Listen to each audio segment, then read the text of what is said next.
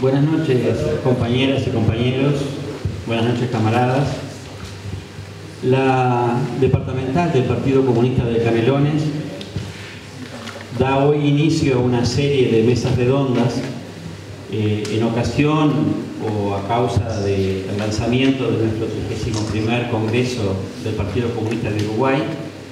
En esta primer mesa vamos a abordar los temas relativos al trabajo y nosotros queremos señalar que pretendemos que estas mesas redondas contribuyan a enriquecer las bases de discusión del partido hacia su Congreso. Bases de discusión que están impresas, que muchos de los compañeros acá las tienen, al que no la tenga se lo vamos a obsequiar seguramente a la salida, y que particularmente sobre el tema del trabajo adopta una serie de posiciones, para ser muy claros en nuestras bases de discusión numeramos las tesis, y de las 64 en adelante hablamos del movimiento social, los trabajadores y el pueblo, en la búsqueda de la construcción de un bloque radical alternativo para los cambios. Yo me voy a permitir, como introducción justamente del trabajo de los compañeros, leer brevemente 2 o 3 de las opiniones que el Partido Comunista entiende oportuno ofrecer a la ciudadanía para enriquecer el debate. Y dice así: movimiento social, los trabajadores y el pueblo. Es necesario madurar formas y contenidos que permitan mayor impacto y profundidad en el plural y desigual movimiento social. En el plural y desigual movimiento social. Buscar formas supraterritoriales que les dé más incidencia global sin perder su carácter local y unidades con niveles más avanzados de síntesis sin perder singularidades. Y lo decimos subrayado.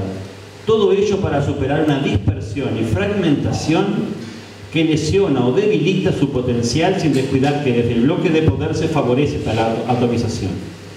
Es decir, el Uruguay de hoy, la sociedad mundial de hoy, encuentra diferentes manifestaciones para defender derechos, pero a veces se circunscriben a determinados grupos etarios, raciales, de género, y no siempre se logra sintetizar todo eso en algo más general que le dé orientación hacia un cambio radical de la sociedad. Por eso decimos que para el desarrollo de una línea de acción de los comunistas en el movimiento de masas, para generar las condiciones de seguir avanzando, para ir hacia otra hegemonía, enriquecidos por el acervo estratégico y táctico de un movimiento obrero maduro, cuyo origen es inclusive anterior a la cristalización de la unidad de la clase obrera y el conjunto de los trabajadores, que ya ha cumplido 50 años, luchamos sin pausas por las reivindicaciones inmediatas de la clase obrera para mejorar su vida, pero en el cuadro de vincular las mismas con un programa de carácter general que se plantea tareas de liberación nacional y en un curso democrático avanzado rumbo al socialismo y al comunismo. Por último, en esta introducción, compañeros, compañeras, camaradas, este 31 Congreso es obviamente continuidad de la rica historia del Partido Comunista. Y en ese sentido, en esa rica historia del Partido Comunista, también hacemos referencia a lo producido en su 28 Congreso, donde sobre el tema del trabajo decimos lo siguiente: en este sentido, de lo que se trata fundamentalmente es de apropiarse de una parte sustancial del plusvalor socialmente generado con la exportación de materias primas y productos agropecuarios y agroindustriales, para direccionarlo en el sentido de ir creando el sector de la producción de medios de producción, un complejo industrial, con procesos selectivos de alto valor agregado, para transitar por primera vez en el Uruguay en el rompimiento con la dependencia del imperialismo, a la vez de ir fortaleciendo otras cadenas productivas esenciales para la soberanía alimentaria y el abastecimiento interno.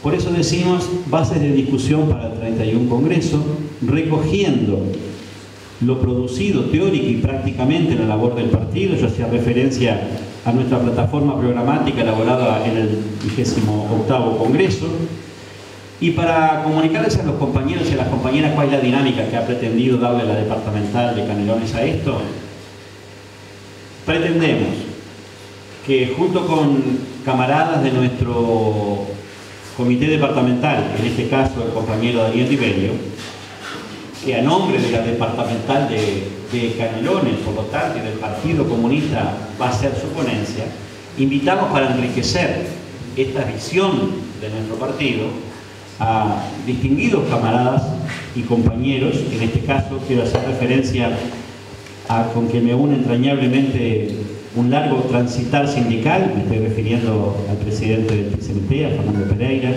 compañero con el que militamos muchos años en la FUN juntos, y luego tuvimos también que articular disensos cuando yo estaba como director general de primaria y él responsable del gremio de la FUPRIM, siempre manteniendo nuestra independencia, pero a su vez consecuentes con los derechos de los trabajadores. Y por otro lado, también para enriquecer esta propuesta, hemos invitado al compañero Genaro Rivero. En este caso, porque sabemos que nuestro gobierno, el gobierno del Frente Amplio, ha buscado múltiples mecanismos para favorecer la formación en el servicio de los trabajadores, para el reciclaje, cuando a veces se cierran expectativas productivas y hay que buscar otros campos. Y en la Junta Nacional de Empleo, el INEFOP, en diferentes vertientes, herramientas, instrumentos que ha creado el Estado uruguayo, nuestro compañero Genaro Rivero, desde ese ángulo también va a incorporar la visión para enriquecer nuestros postulados. Tengo por ahí también a nuestro camarada Juan Castillo, que lo vi entrar pero se me desapareció, pero lo tenemos que tener acá también en la mesa, con mucho gusto, que no precisa presentaciones, es negro para nosotros, pero está cumpliendo un rol complejo, difícil, contradictorio en el gobierno, en un espacio de trabajo donde tiene que articular justamente los disensos, los complejos disensos que se hacen entre el mundo del capital y el mundo del trabajo. Y por supuesto, tenemos que darle las excusas a nuestro compañero Chifle Molina, que a nombre de los comunistas en la central iba a hacer la presentación, pero por suerte tenemos un buen grupo de camaradas trabajando en el PIT-CNT y por lo tanto en la incorporación, en la sustitución del Chifle, que pide disculpas a todos por su sorpresiva ausencia, tareas que competen al movimiento sindical no le han permitido, pero te vamos a dar la palabra también de los comunistas que militan en la central sindical. Hecho este preámbulo, le damos la palabra a nuestro camarada Daniel Tiberio. Bueno, gracias. Sí, buenas tardes, camaradas, compañeras, compañeros. Yo creo que estos espacios de discusión que permiten intercambiar son valiosos, son importantísimos y es una práctica que hay que repetir. Está claro que no hay que perder de objetivo fundamentalmente la discusión que muchas veces se da, que yo creo que es central eso, en aquellos lugares donde posiblemente no se tenga, no se cuente con la representación que hay aquí. Que es la discusión que se da muchas veces en una cantina entre los parroquianos y los tomando.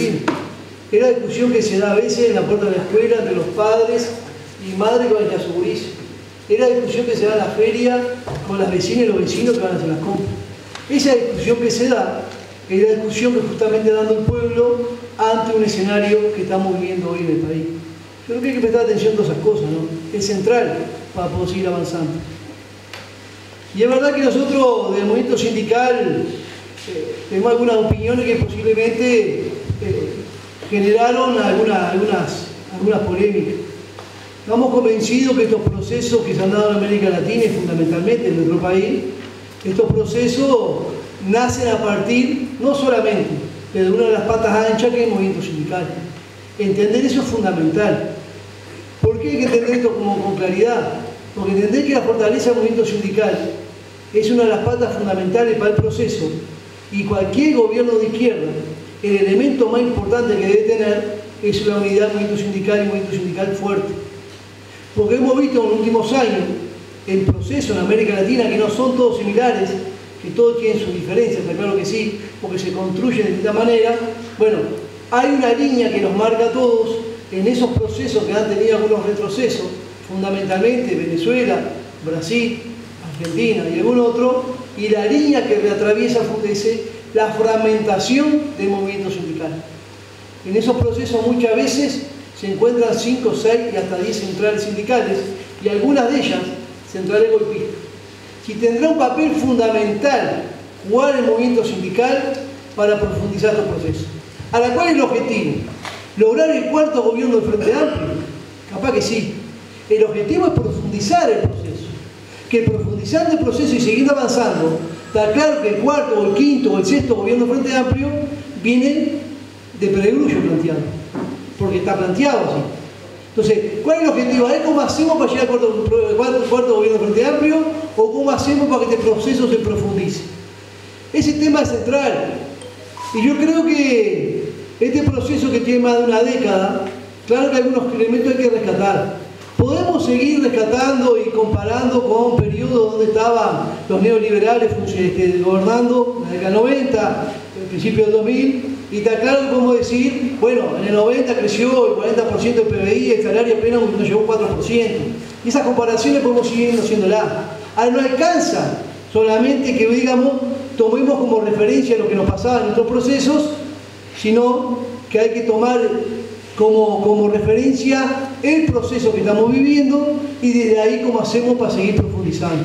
Eso es fundamental, porque es cierto que algunas herramientas que ubicaron al principio de 2005-2006, como la Ley de Libertad Sindical, la Ley de Negociación Colectiva, que fueron herramientas que permitieron el movimiento sindical tener otra musculatura, otra fortaleza, para seguir a buscar los objetivos, que fue importante, pero hay que entender que si este gobierno de izquierda hoy puede decir una lista larga así de objetivos alcanzados, no hubiesen sido posible si no hubiésemos tenido el movimiento sindical que tenemos en el Uruguay.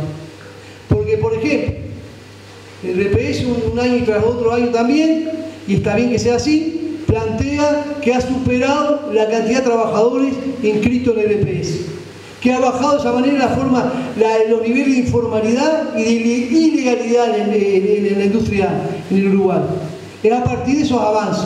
Ahora está claro que es cierto que el RPS tuvo un método diferente de inspección que generó la posibilidad de mayor inserción de trabajadores registrados en el RPS, pero no hubiese sido posible si los trabajadores, a partir de su propia organización, logran el objetivo que cuando llegan a un centro de trabajo, llegan a una obra, llegan a una fábrica, posiblemente el primer día hacen la pata ancha porque está complicada, pero apenas engordan un poco, lo primero que reclamamos de forma organizada, queremos saber qué pasa con nuestros aportes.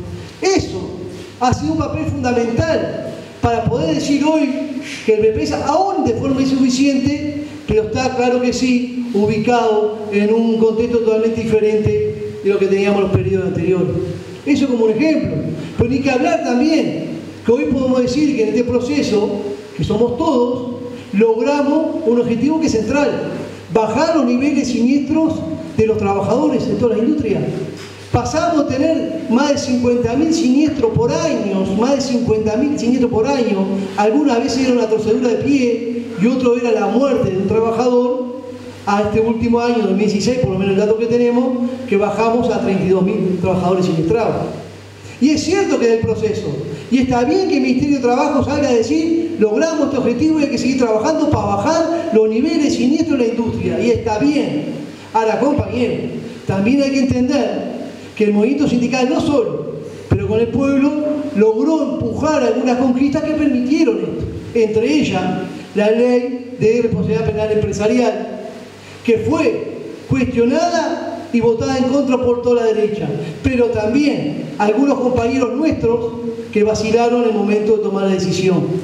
Eso hay que tenerlo claro, para entender que los avances de los procesos son con el conjunto del pueblo organizado. Ese es un segundo ejemplo, y puede haber mucho más. Yo decía, hoy en la década del 90 el salario creció apenas un 4% cuando el PBI creció más de un 40%. Si hablamos de estos últimos años, los trabajadores tenemos claro que nuestro salario tuvo un crecimiento, pero mucho mayor que esos periodos. Y algunos gremios tuvimos aún más. Ahora, compañeros, está bien que el gobierno, el proceso diga, esto se dio en esta década y saludamos eso, porque es nuestro proceso, pero tenemos que tener claro que si no hubiera habido trabajador organizado, está claro que no hubiese habido esa recuperación. Y está claro que esto nos demuestra lo siguiente: hay industrias, hay sectores que crecieron económicamente más que otros, Sin embargo, el crecimiento salarial de esos sectores, de esos trabajadores, de esos sectores, no se contempla con el crecimiento de la economía de esos sectores. Uno de los sectores que creció más la economía del país es el campo, todos sabemos. Los canarios conocemos bien el pueblo de Monte, donde estaba Rausa. Rausa tenía una cantidad de hectáreas que fueron rematadas y vendidas, entre ellas compré alguna borda verde muy barata, a $400 en el 2002, una hectárea de campo que hoy tiene un costo entre 5 y 6 mil dólares. Significa que el sector del campo multiplicó su valor por 10 o 12 veces. Ni que hablar de la carne, el fruto lácteo, la soja, la deforestación y alguna cosa más. Sin embargo, los que están en la franja, que son 557.000 trabajadores aún, que ganan menos de 15.000 pesos, está claro que están en la franja, también están los trabajadores que trabajan en esa industria que tuvo el crecimiento que tuvo. Otra industria que tuvo un crecimiento formidable en los últimos años, el comercio. El comercio por mayor y por menor. ¿Quién no sabe eso? El comercio es el que ocupa más cantidad de mano de obra, tiene más de 300.000 trabajadores trabajando en el comercio, con un crecimiento pero altísimo en la economía. Sin embargo, también un sector importante de trabajadores que trabajan en el comercio son los que ganan mucho menos, más de 850.000, que ganan menos de 20.000 trabajadores, 20.000 pesos por mes. Y que antes la gran pelea que dieron los compañeros de comercio, que hay que reconocer, estaban por abajo de los 15. Entonces no alcanza con el crecimiento de la economía para que se desparrame para abajo para los trabajadores, sino con el crecimiento de la economía tiene que haber trabajadores organizados para arrancar a la plusvalía, ganancia, al empresario para el bolsillo de los trabajadores. Y ese papel lo juegan los trabajadores organizados. Si será importante para estos procesos tener una central única, una central fuerte que pueda garantizar avanzar en estos procesos. Si no hubiésemos tenido la central que tenemos, bueno, se hubiese cometido la burrada más grande que fue el decreto de sensibilidad de la educación.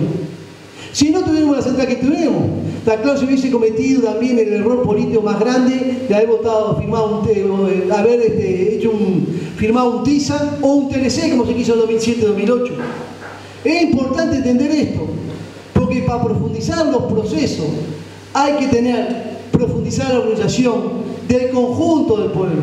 No alcanza solamente con los trabajadores. Hay que organizar los barrios, hay que organizar la policlínica, hay que organizar la escuela, hay que organizar el club de fútbol, hay que organizar, porque el pueblo organizado es quien defiende el proceso y lo hace avanzar. El gobierno puede tomar la medida técnicamente, económicamente más acertada, lo puede hacer. Ahora, esa medida que toma, si no es construida y acompañada por el proceso del pueblo organizado, está claro que esa medida tiende a fracasar. No hay forma.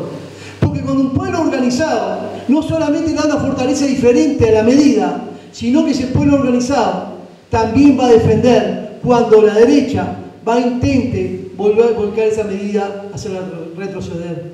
Ese es el objetivo fundamental de estos procesos. Está claro que estamos en una etapa que es complicada. 2006 hasta el 2013 veníamos con viento de cola y vamos arriba. Empezamos con algunas dificultades, 2014, 2015, es cierto, Latinoamérica en su conjunto, la región, el mundo, con un capitalismo que está en crisis. Y la crisis, decimos una y mil veces, es parte del capitalismo, no es nada nuevo. Y está claro que eso hace que tenga dificultades económicas estos países para poder afrontar por lo menos los desafíos. Ahora, acá está la cruz de los caminos. ¿Qué medida tomo para resolver? Y ahí está la gran dificultad. Algunos procesos han tomado medidas de derecha para resolver problemas y la dificultad que tuvimos, que esos procesos se cayeron. Nosotros vemos, por ejemplo, como la contraofensiva a la derecha rápidamente intenta colocarse en el escenario para intentar que el proceso se vaya hacia la derecha. Eso sería una burrada, sería un error gravísimo, porque empezás a retroceder y no paras más. Recordemos qué pasó en Paraguay, el compañero Lugo. Los cuestionamientos más grandes que tenía Lugo en esos momentos por la derecha y toda la prensa era los grandes niveles que había de inseguridad ciudadana.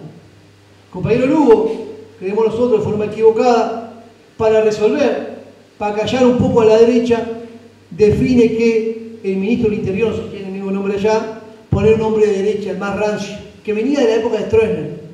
¿No? Ese ministro de derecha arman una parodia donde murió una cantidad de campesinos, ese fue el elemento para el juicio político y sacar al compañero Lugo. Acá cerca nomás en Brasil, dificultades económicas, está claro que sí. Brasil caía a pedazos económicamente. Bien. Sin embargo, para resolver, el gobierno de Dilma toma medidas de derecha porque recortan la cantidad de beneficios y conquistas que tenían los trabajadores, y eso hace que la ofensiva a la derecha se hizo sentir mucho más, y en consecuencia, cuando tuvimos la dificultad, el pueblo, los trabajadores, no salieron a defender su proceso. Si habrá que tener cuidado con esto. ¿Por qué lo decimos? Como dice un compañero, de repente en Uruguay, como somos chiquitos, nos hacemos los muertos y pasan de largo y nos dan bola a nosotros. O pensamos que la derecha, le decimos somos una plantita, como hace un reclamo ahí a matar mosquitos, y no nos van a tocar. Pero realmente vienen por nosotros también. Está claro que vienen por nosotros. Y la contraofensiva de la derecha es salvaje. Si es que acá no ha avanzado tanto, es porque hay un proceso mucho más fuerte, que está parado en pata firme, y una de las patas justamente es el movimiento sindical. Eso es central entender esto. Pero la contraofensiva de la derecha se hace esperar. Y está claro que, por ejemplo, como están amenazando las cámaras empresariales ante la OIT de denunciar al país porque supuestamente acá hay atropello hacia las gremiales empresariales y nos quieren buscar y ubicar una lista negra, entre ellas está, por ejemplo, Colombia, donde matan todos los días trabajadores, donde matan compañeros que son sindicalistas, donde matan compañeros militantes sindicales y sociales, nos quieren ubicar ahí. Y está claro que la OIT, que es un organismo internacional, pero tenemos claro que la mayoría de los países que participan en la OIT son de derecha, o de centro, derecha, y está claro que los otros votos que hay ahí son de los empresarios, tenemos muchas debilidades si vamos a ir a discutir a ese organismo, que no hay que menospreciarlo, la discusión está acá. ¿Qué hacemos con esa contraofensiva? Y tenemos que ser audaces y ir a la ofensiva, eso tiene que ser el proceso. Ser audaz es tomar medidas para contrarrestar. Por ejemplo, yo qué sé, yo no sé si no hay que reglamentar una vez por todas el 158 de la OIT, que prohíbe, por ejemplo, el despido sin justificación a cualquier trabajador. Eso es ir a la ofensiva. Ir a la ofensiva es no frenar, como se ha frenado en parte, la votación en el Senado de la inclusión de la discapacidad en el sector privado igual que el público. Porque es cierto que el diputado se votó a partir de una gran movilización que salió de la Comisión de Discapacidad del PCNT, y después se agregaron otras organizaciones sociales, y después se agregaron también trabajadores, se agregaron pueblos, que logramos que no se vacilaran diputados y se votaran. Ahora, sin embargo, después que se votan diputados, salen las cámaras empresariales a decir que eso es un retroceso, porque eso tiene un costo económico, y que ellos pagan los impuestos, entonces que los discapacitados se hagan cargo del Estado, que ellos no son una ONG, a ellos no hay que elegirle quién entra y quién sale, ellos quieren elegir quién entra a trabajar en su fábrica y quieren elegir quién come y quién no come. Eso, que es rancio, es de derecha. ¿Cuál es la contraofensiva de la derecha? Es eso. Están dispuestos a ir con un cheque gigante así a la televisión, que el 80% ese cheque, más del 80%, está claro que lo paga el Estado. ¿Cuál es la contraofensiva? Bueno, generemos las condiciones para que se vote en el Senado una vez por todas la ley de la inclusión de discapacidad, para que también tengan derecho un conjunto del pueblo, que muchas veces está más complicado. Eso es ir a la ofensiva. Está claro que también los pechazos que pega la derecha hay vacilaciones. Por supuesto que algunos compañeros, queridísimos compañeros, que nos acompañan en este proceso, que a veces están en el gobierno, también vacilan y les cuesta. Pero ahí está la cosa. O si vamos a la ofensiva, o lo que hacemos es ponernos a la defensiva intentando contestar siempre el avance de la derecha. Yo no quiero caer en hablar de mi gremio, pero hace poco tuvimos una dificultad con el BPS, que aún la tenemos. Cuando nos querían recortar la licencia del área educacional, cuando no había ningún argumento que podía justificar el recorte. Ninguno. Porque nunca un trabajador de la construcción cobró un solo día de licencia o salario educacional que saliera de rentas generales. Siempre salió del Fondo Solidario de la Construcción. No hubo un peso que poner nunca. Sí se ponen 400 millones de dólares por año para la caja militar hace más de 25 años y para eso se tiene timidez, para eso se vacila. Ese es el cambio que tenemos que hacer.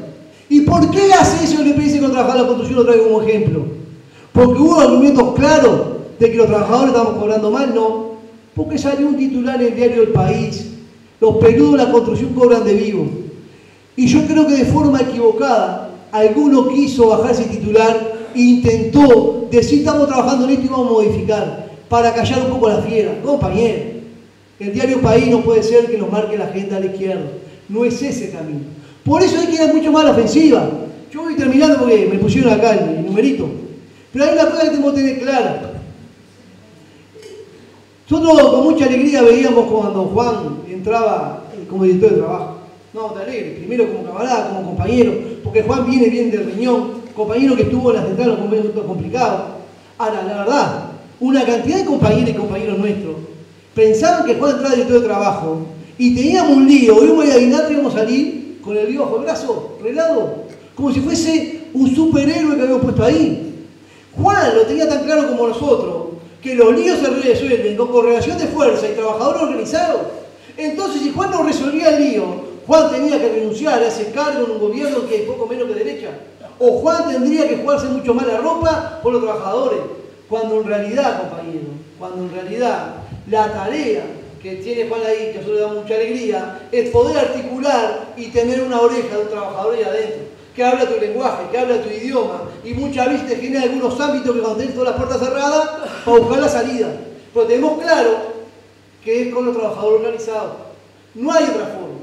Tenemos un conjunto de compañeros, dirigentes sindicales, capaz que no, pero militantes y algunos dirigentes también, que están en contra del Frente Amplio porque pensaban que llegaba el Frente Amplio y del cielo del Frente Amplio iban a caer todas las conquistas. Iban a desparramarse todo lo que brillaba, como si no fuese un problema de correlación de fuerzas.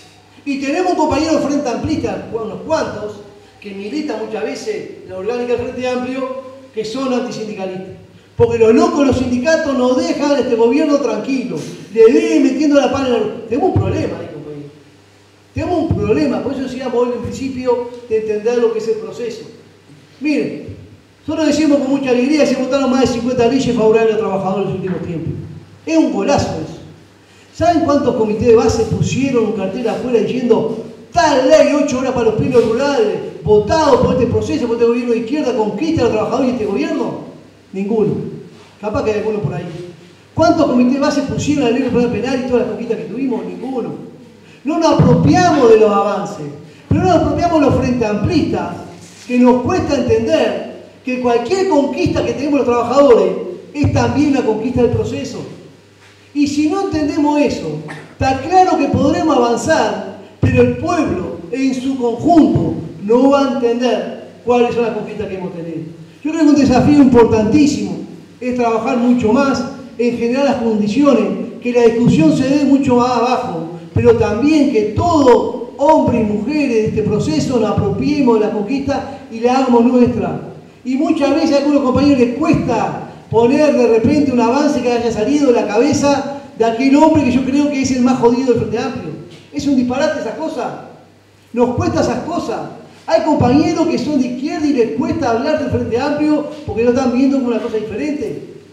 Es mi Frente Amplio, es mi gobierno, es mi proceso y lo voy a defender. El costado que me toca defenderlo, claro, el movimiento sindical. De ahí tengo que cambiar la realidad. Y la pelea es todo, porque algunos compañeros también plantean que pelear los consejos salarios por una moneda más es reformismo, porque hay que ir por el socialismo. Papá, si un trabajador no pelea por su salario, está claro que es mucho más difícil que pelee por el socialismo. Es parte del proceso y ese camino tenemos que seguir. Termino con esto, mi camarada, pero creemos nosotros que tenemos un desafío que no es menor, de que es organizar mucho más pueblo para el desafío que tenemos para adelante, y está claro que estamos convencidos que con pueblo organizado, está claro que la contraofensiva a la derecha no va a tener ningún efecto, porque va a tener trabajador organizado, pueblo organizado, pueblo a pueblo, barrio a barrio, que vamos a lograr los objetivos. Gracias, compañeros, y bueno, disculpen.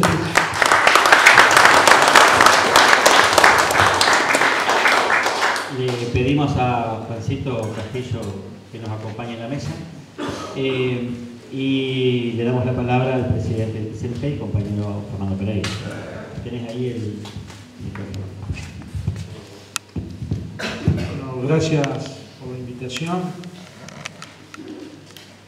Es un tema que nos invita a reflexionar y que nos interpela.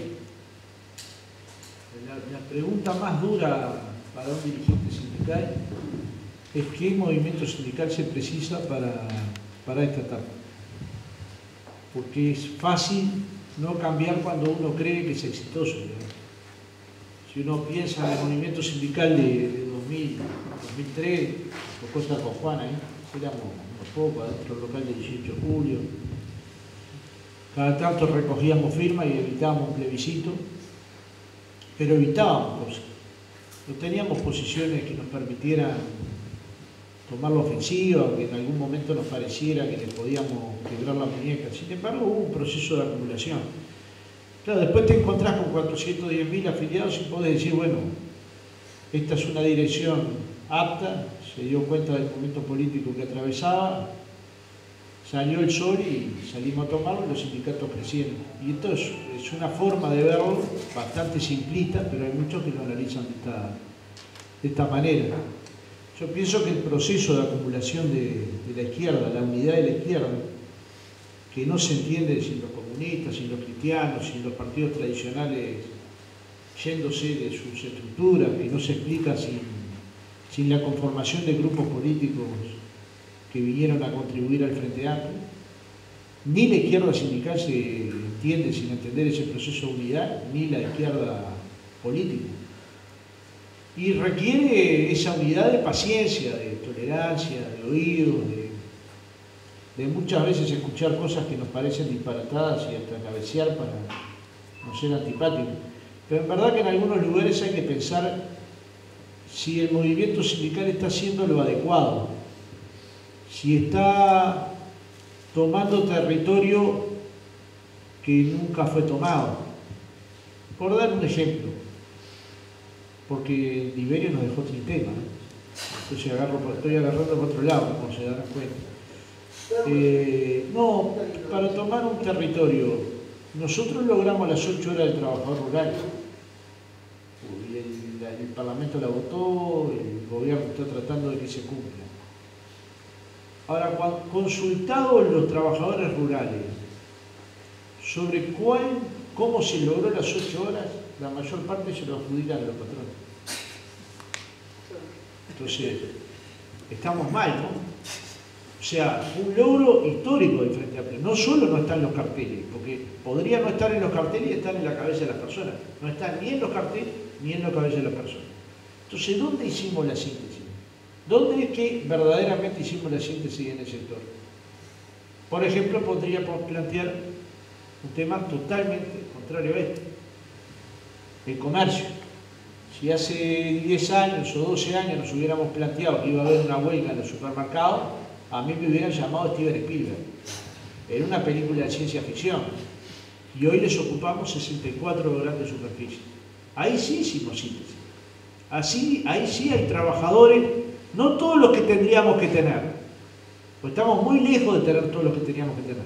Pero ahí pasaron de 4.000 a casi 40.000 afiliados. He aquí entonces un proceso de síntesis positiva. Lógicamente no tienen todavía los salarios adecuados. Es un sector realmente duro de los empresarios, realmente mezquino, siempre les va mal. Tienen todas las excusas para el llanto, siempre les va mal. Por H o por B les va mal. Si el comercio mejora le va mal, si se venden más autos le va mal, si se venden más electrodomésticos le va mal, si se vende más ropa le va mal. La verdad, para que les vaya bien, no sé qué tendría que pasar. Ahora bien, ¿el movimiento sindical actual entonces responde a las necesidades de la clase obrera organizada? Yo creo que no. En primer lugar, porque la contradicción principal sigue siendo capital-trabajo. Pero si no atendemos las contradicciones secundarias, difícilmente podamos atender la principal. Y hay algunos indicios de contradicciones secundarias que o lo vemos o nos derrumbamos. Por ejemplo, la movilización del 8 de marzo. No importa cuántas personas habían el 18 de julio, todos sabemos que eran decenas de miles que nunca se habían visto en otro 8 de marzo. No importa si el contenido exclusivo era el Día Internacional de la Mujer Trabajadora, al conmemorarse un nuevo aniversario de la masacre de la textil, que murieron 143 trabajadoras y 23 trabajadores. Importa que hay un grupo de mujeres y de hombres dispuestos a pelear por la igualdad, a pelear contra la violencia, a generar construcciones colectivas. Y en el medio de eso, 1 millón de contradicciones. Pero yo prefiero esas contradicciones que la sociedad quieta. Prefiero tener que navegar en esas contradicciones e inclusive comerme algún insulto al santo botón, que no pase nada. Que pase el 8 de marzo y todos hagamos de cuenta que no pasó nada. Si habrá pasado. Miles de personas se identifican con una causa que el movimiento sindical ha levantado históricamente. No importa si tenemos la primera bandera o la última, importa si logramos colocar una idea arriba de la mesa. No importa en qué lugar de la marcha vayamos, importa si la marcha se construye. He ahí una señal inequívoca de izquierda. No importa si en esa marcha hay personas que no son de izquierda, he ahí una señal inequívoca de izquierda. O la marcha de la diversidad, donde también decenas de miles de trabajadores y trabajadoras de distintas orientaciones sexuales van y apoyan la diversidad. Y la apoyan desde las más diversas miradas. Y es una bandera que hemos levantado, la bandera de la igualdad. Y es fácil ver como los 20 de mayo, decenas de miles de muchachos que no tienen nada que ver con el proceso de la dictadura, que no vivieron la dictadura, que no sufrieron la dictadura, que no crecieron en dictadura, reclaman los restos de los desaparecidos, reclaman verdad y justicia. Y hay que ver cómo decenas de miles de muchachos evitaron el no a la baja en el plebiscito de la elección anterior, con 3 pajaritos, colibrí y 4 pesos. Porque en relación a lo que la derecha podía invertir para votar el sí a la baja, eran migajas, de verdad. Bueno, hay aquí entonces unas contradicciones que el movimiento sindical tiene que manejar y tiene que evaluar, sin olvidar la principal, capital trabajo, pero en la que hemos invertido cientos de horas. No lo voy a profundizar porque yo creo que el compañero acá lo ha hecho de forma, yo creo que adecuada. Me parece que es una síntesis adecuada que todo el movimiento sindical debería compartir, pero que no es así. Y bueno, hay un debate interno que hay que tratar de procesarlo, es verdad lo que dice el compañero, que van a la oficina de Castillo y creen que ahí está Jesucristo, que le va a resolver los problemas. ¿Qué tal? Que, aunque no haya bajado de Ramla, yo pienso que el Señor Jesucristo es parecido a Jesucristo. Yo por lo menos voy a echar por Goe, que tenemos... No, mejoró Ramla, bro. Claro. Ese no baja seguro.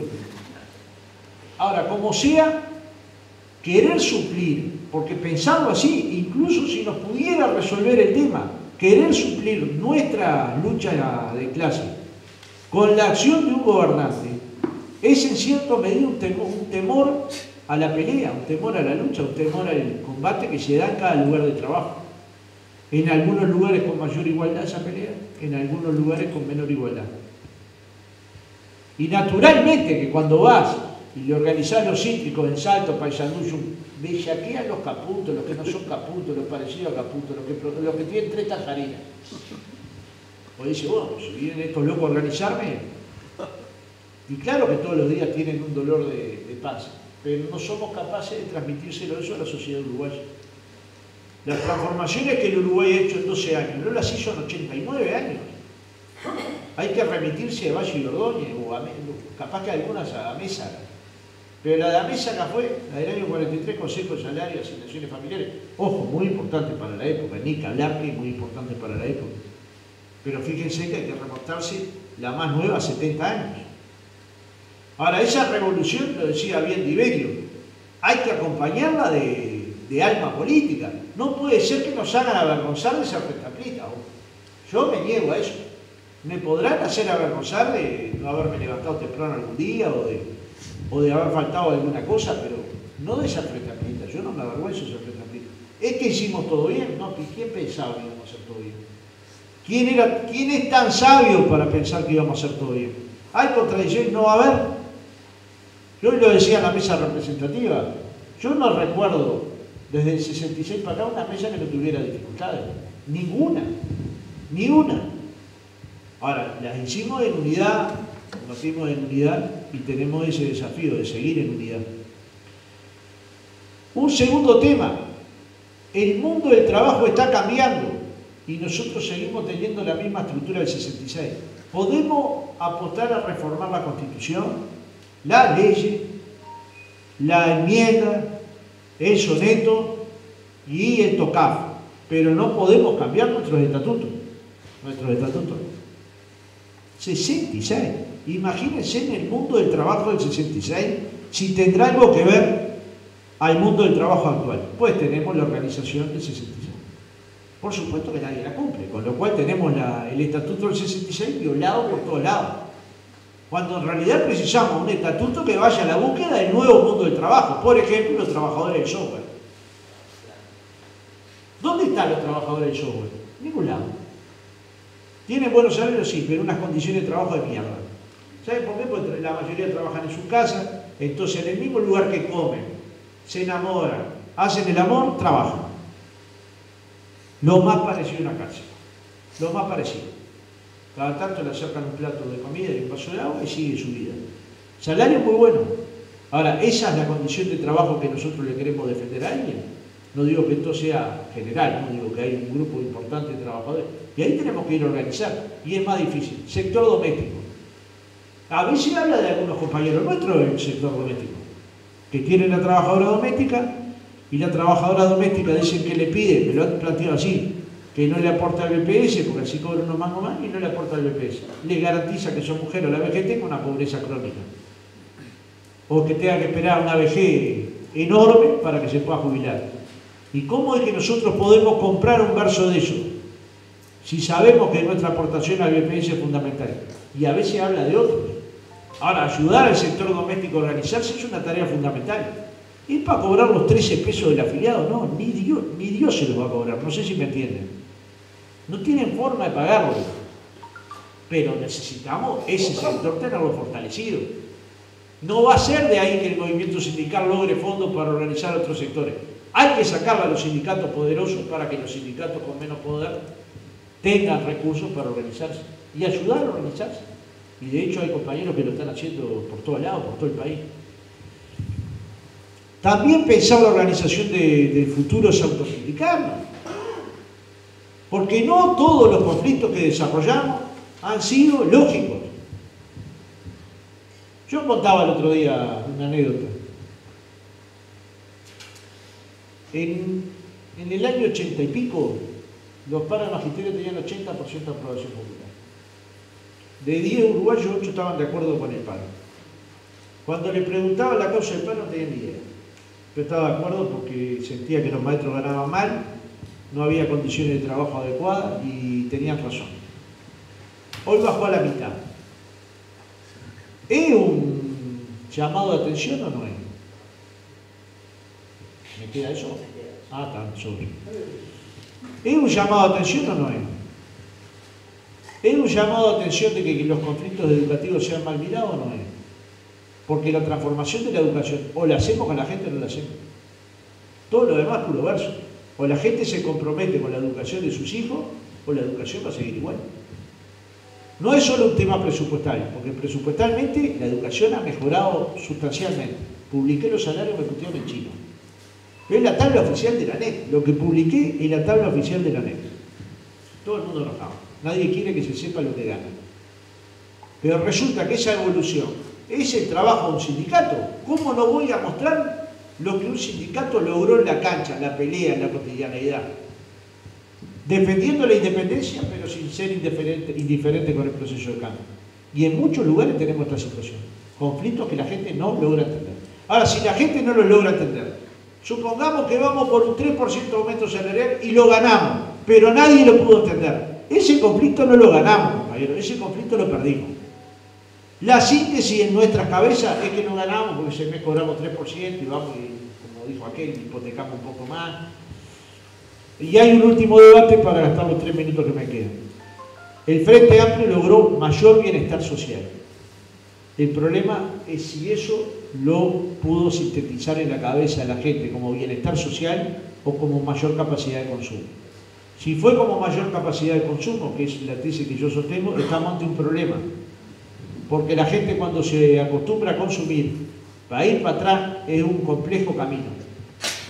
Si la gente asume que lo que está haciendo es una superación rumbo a imaginemos el socialismo, pero rumbo a un sueño, una utopía, algo, bueno, la gente va evolucionando, pero lo va haciendo conscientemente. Si imaginemos que si alguien para tener una vida digna tiene que tener un trabajo de 8 horas y un trabajo de 6 horas, ¿cuán digna es esa vida? ¿Cuántas veces puede abrazar al hijo de mañana temprano o de tarde cuando llega al trabajo? ¿Cuántas veces lo va a llevar al parque? ¿Cuántas veces le va a dar una charla, una conversación, le va a leer un libro? Si llega hecho pedazos. Entonces le podrá comprar unos championes de mejor calidad. Y bueno, esa desigualdad, compañeros, es una desigualdad que nos caga tropada, ¿ya? Yo creo que ahí sí estamos interpelados. Si nosotros hemos logrado mejorar la calidad de vida de cientos de miles de trabajadores y esos trabajadores todavía no lo perciben bien, si los que pagan IRPF sienten que están más castigados, aunque hoy sus ingresos sean mucho mayores a los que tenían, en forma líquida estoy hablando, a los que tenían antes de pagar el IRPF, si no logramos sacar de la situación de pobreza crónica a un sector de la sociedad, ahí estamos interpelados. Y esto no quiere decir compararnos con el neoliberalismo, porque el neoliberalismo tenía aplastada a la gente. Ahora, cuando la gente saca la cabeza, nosotros tenemos que tratar de sintetizar en esas cabezas un proyecto de país. Y un poco lo interpretaba el compañero y con esto termino. Si queremos construir un país productivo con justicia social, el trabajo es la herramienta fundamental. Y no es cierto que estamos entrando en la fase del fin del trabajo, porque desde que se ha dicho eso se han generado cientos de millones de puestos de trabajo en el mundo. Y han desaparecido otros cientos, pero no se han creado menos que los que han desaparecido. Ahora estamos en una crisis humanitaria nunca antes visto, porque nunca el capital tuvo la velocidad actual y la fortaleza actual. Y estamos en una crisis civilizatoria, porque no es que tenemos una ciudad más violenta, Montevideo, porque es más violenta. Está más violento Montevideo, está más violento San Pablo, está más violento Río de Janeiro, está más violento Roma, está más violento Berlín.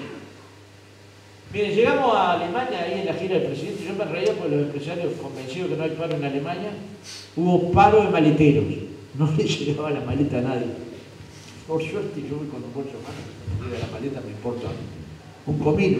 Pero lo cierto es que la gente no llegaba a la maleta. Un conflicto lo demoró 2 días. Maleteros. Y después llegamos a una fábrica que visitamos, la fábrica Siemens.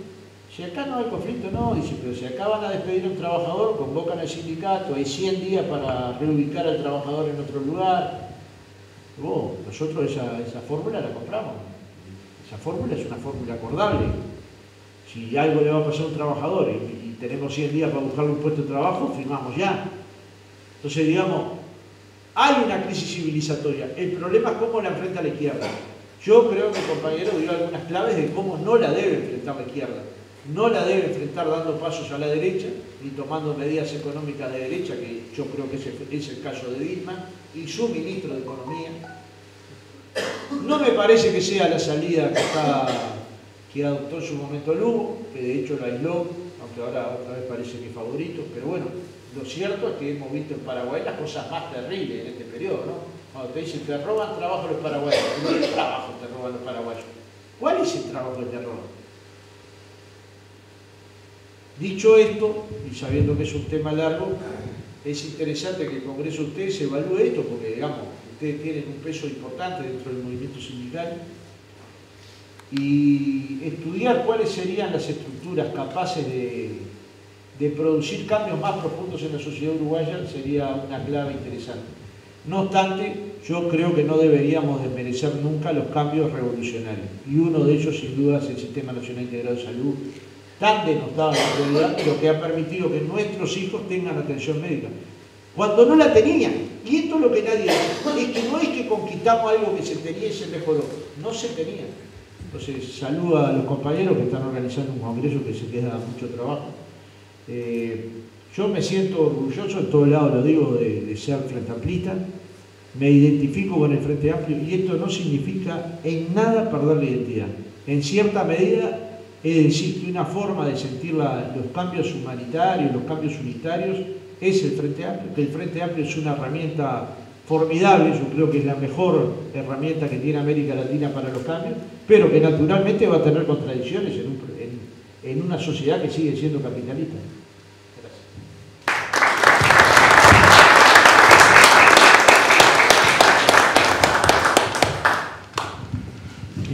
muchas gracias, Fernando, de los aportes. Hemos tratado de tomar nota para trasladarlos a los organismos que corresponden. Compañeros y camaradas, decíamos en las bases de discusión, en el proceso de agudización de la lucha de clases, las clases dominantes, la burguesía y las patronales también luchan, y también se expresan en movilizaciones como el bloqueo del puerto llevado adelante por los dueños de los camiones y paros como los organizados por las patronales de las estaciones de servicio en todo el país, o la provocación de la patronal de Río Gas contra los trabajadores organizados. Al mismo tiempo, la derecha política utiliza hechos lamentables en materia de seguridad, planteando no solo la renuncia de un ministro, sino incluso la posibilidad de elecciones parlamentarias anticipadas en una clara maniobra desestabilizadora. El capital genera una central de patrones a través de la Confederación Gremial Empresarial, y algunos de esos empresarios hasta funda un partido de la gente. Compañero Genaro, está su aporte a disposición de nosotros a partir de ahora. Muchas gracias, Oscar. Bueno, es realmente algo muy agradable poder compartir este espacio en esta casa, en estas circunstancias, ¿no? Casa que en forma reiterada siempre estamos por distintas razones, pero en este caso es una situación muy singular, que es poder compartir, y de esa manera nosotros agradecemos la invitación de poder pasar por este proceso, participar en este proceso que es el 31 Congreso del Partido Comunista del Uruguay, en un año muy singular, por otra parte, ¿no? Los 100 años de la Revolución Rusa creo que convocan en forma muy fuerte, porque, bueno, acá Fernando hacía referencia un poco a lo que llamaba, bueno, contradicciones secundarias de la principal, y ponía referencia a las movilizaciones de 8 de octubre y después otras. Pero en realidad, digamos, que hay en el fondo de eso es aquello de la aspiración de la sociedad de los iguales. Y eso era la Revolución Rusa. La Revolución Rusa fue eso, es decir, ¿no? Derrotar las estructuras, digamos, del zarismo, y las que luego se heredó en un proceso muy singular, en un periodo de guerra, pero luchando eso, queremos ser, en esta tierra queremos ser iguales. Ahora, la Revolución Rusa, que todos las conocemos por distintas razones, pero quizás, digamos, desde el punto de vista de la literatura, la conocemos por los 10 días que conmovieron el mundo. En realidad, la Revolución Rusa en profundidad se puede conocer en de muchas maneras, pero una de esas es leyendo las tesis de Abril, ¿no? Es decir, una de las obras políticas maestras de cómo, digamos, cambiar la realidad y tomar el poder. O si queremos algo distinto, leer el Cuaderno Azul. Es decir, cómo es la vida cotidiana de cómo se generan las tesis de Abril. ¿Por qué les planteo esto? Porque en definitiva la importancia de este espacio, de decir, bueno, reflexionar de nuestra práctica y también asumir esta convocatoria. Y cuando Ubaldo me planteó eso, bueno, me puso en una exigencia que ya, fruto de los espacios que compartimos, sí, me habían dado las tesis y eso, pero bueno, había que leerlas con fecha concreta, digo, porque de alguna manera si uno viene a este espacio, es un espacio de construcción del Congreso, y yo voy a centrarme en unos minutos en esto, de decir que no sé si esta opinión será importante o no, pero en definitiva, digamos, qué valor, ¿no? Desde mi trabajo, desde mi militancia, tiene, digamos, algunas cosas de estas. Y si bien, digamos, aquí se enfoca dentro del capítulo internacional, yo creo que justamente aquellos ítems, ¿cómo le llamaban? El numeral, las tesis, ¿no? Tesis concretas, entonces en la página 9, ¿no? 2 internacional, 2, 3, 4, 5 y 6, hay, digamos, cuando tiene el valor que un partido político pueda reflexionar y plantear estas cosas, que es el gran tema que viene en los tiempos de Marx, pero de que no ha quedado, digamos, obsoleto para nada, al contrario, ¿no? Extremadamente vigencia, que es, digo, la disputa de la plusvalía. Y es decir, ¿no? El plusvalor, el plustrabajo, es decir, esas categorías, el poder entrar, digamos, aquí, y quizás lo hace de una manera dura, de una manera difícil, porque el tema es difícil, pero para estos momentos tienen sumamente importancia, porque los partidos políticos han dejado de hacer esto, sustantivamente. Y si bien, digamos, está claro, y Fernando lo hacía referencia, es como, bueno, todos sabemos que la contradicción principal está, digamos, ¿no? El capital trabajo. En realidad asistimos a la época de mayor concentración de la riqueza, ¿no? Y por lo tanto, digamos, del poder y de la determinación de lo que va a ser de la vida de los seres humanos y de la naturaleza y de los recursos disponibles. Por parte, digamos, ¿no? de poderes que están, digamos, que emergen de los procesos, sino por poderes que están realmente, digamos, no visibles y ocultos, que son, digamos, el poder de las corporaciones. Entonces, eso, digamos, constituye, porque a su vez, ¿qué sucede con esto? Y esto lo quiero decir, es rescatar, digamos, la dimensión ética. Porque una de las cosas que estos procesos llaman mucho la atención, que podemos discutir y condenar, y estamos todos de acuerdo, ¿no? Acerca, bueno, de una desviación de fondo, de un proceso mal avenido, catalogado, digamos, como una situación de corrupción, pero a nadie se le mueve un pelo, ¿no? Ante esta acumulación. Esa es la realidad.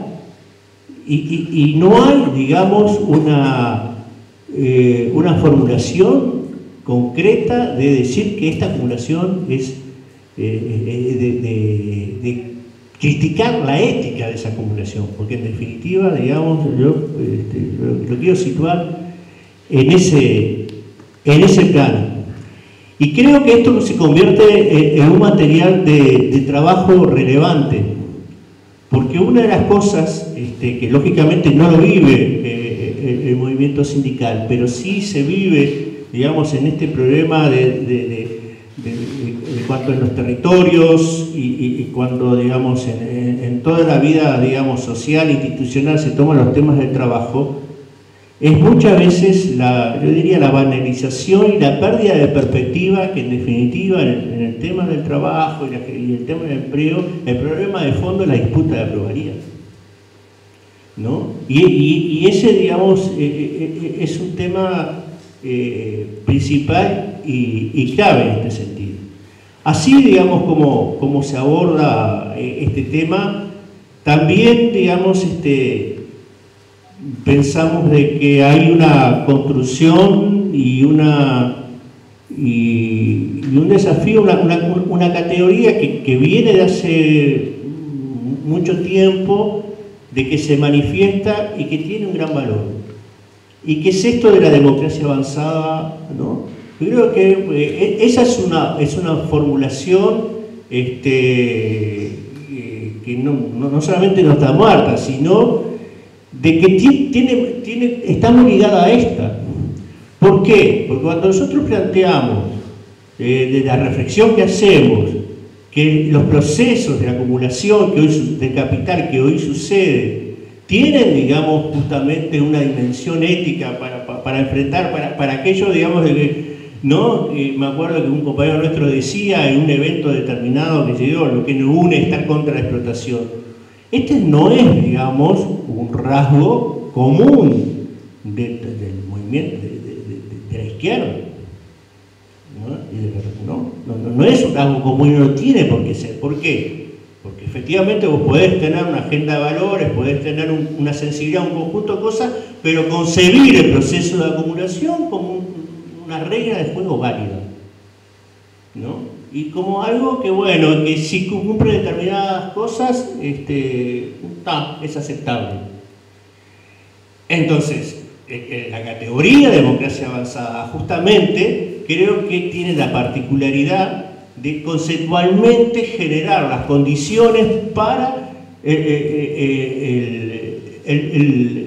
la postura, digamos, yo diría, anticapitalista, pero no concebida como aquella de acción directa, sino, digamos, justamente una postura crítica y activa de transformar esta realidad que hoy se vive de la concentración de capital de una forma alarmante.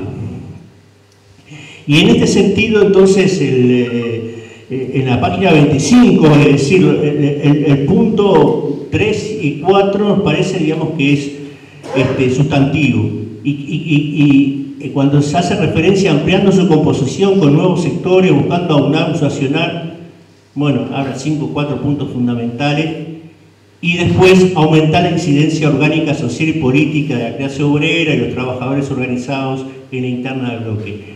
Yo creo que esta frase nos pone justamente en tareas muy importantes. Cuando se habla de aumentar la composición del bloque, ¿cuáles son los desafíos concretos de esto? ¿No? Porque ahí, digamos, justamente viene cómo nosotros concebimos procesos de acumulación, de movilización, de lucha, inclusive en negociación, pero también es que esos procesos no impliquen la destrucción de valor, en términos, digamos, económicos, ¿no?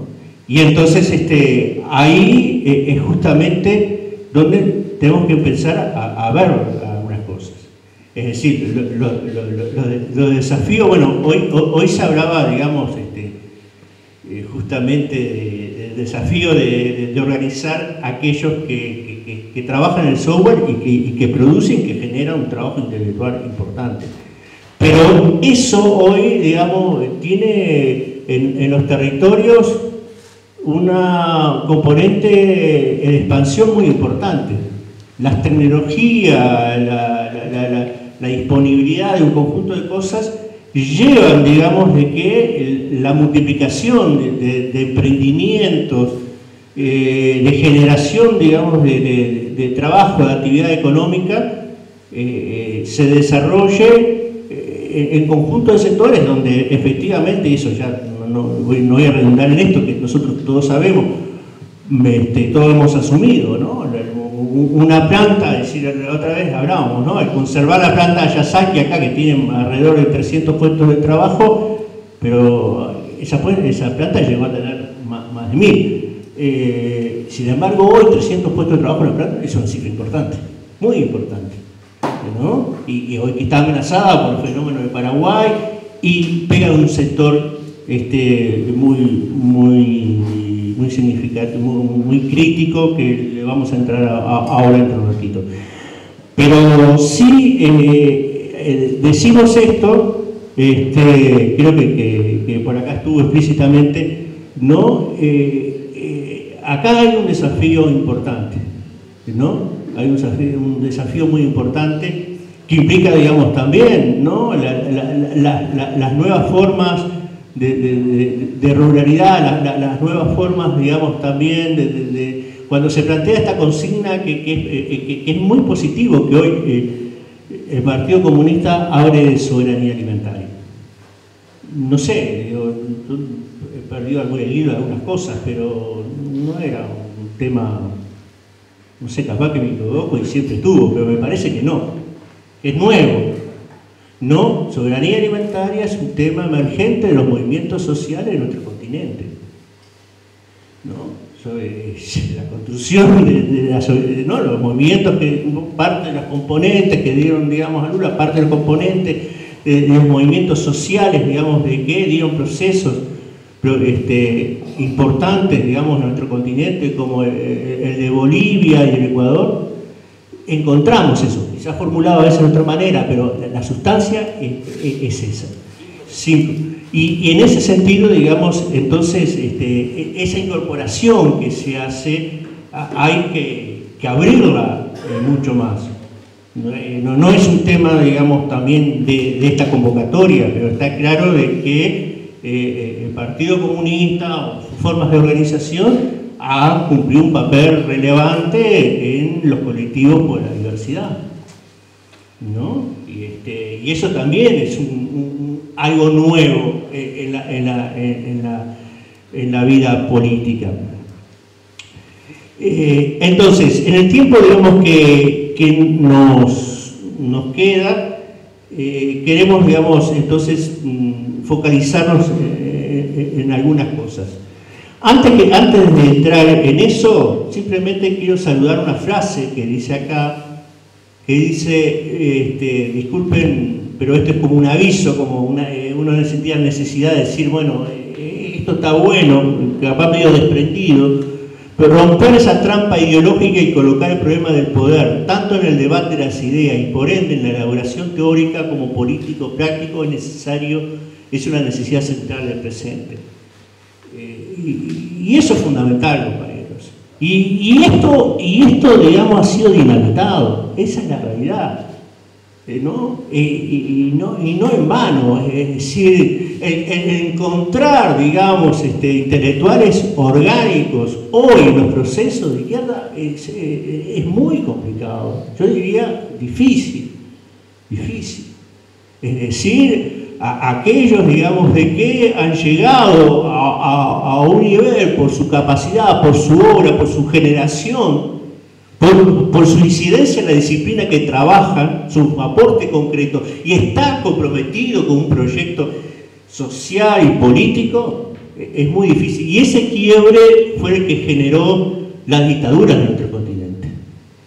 Ese quiebre fue el que generó, es decir, a los intelectuales, nunca más hagan esto de juntarse con los obreros y con los luchadores sociales. Y eso con el tiempo ha dificultado esto, ¿no?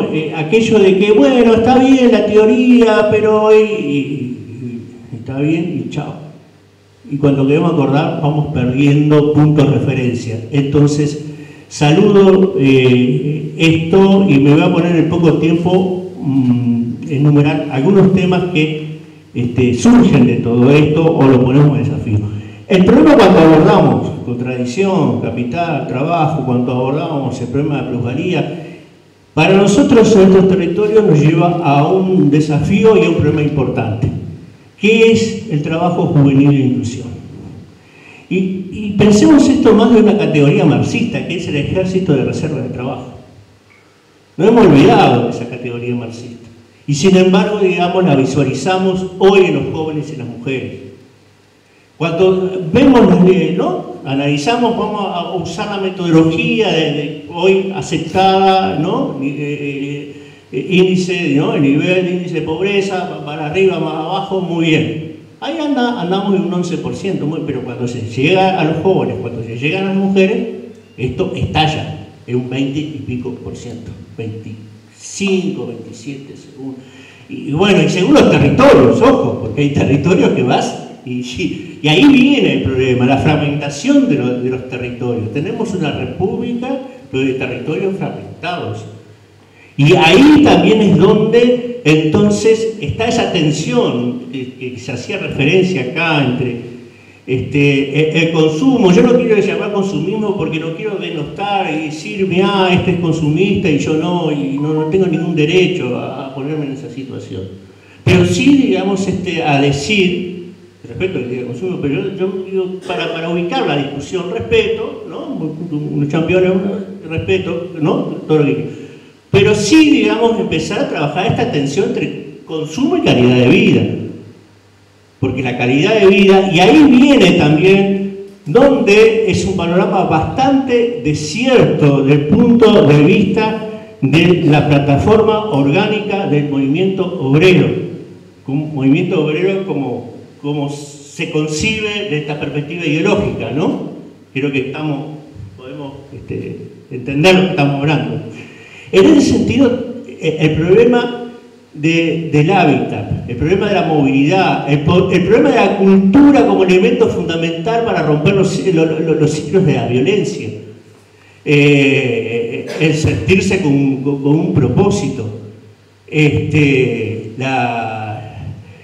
todo esto, la capacidad de generar valores, y todos estos elementos y otros más, otros menos, pero que componen una calidad de vida, y que no necesariamente, digamos, deviene del salario. Es un desafío importante de la organización de un movimiento por la calidad de vida, lógicamente que no puede anunciar así, porque sería medio, si voy a crear un movimiento por la calidad de vida y salir a manifestarse, ¿no? Pero sí pensarlo, digamos, de que esto es un componente central, porque también es a donde se dan las disputas, ¿no? Es donde se dan los problemas. Es decir, el problema del hábitat es un problema también de disputa muy grande de la plusvalía.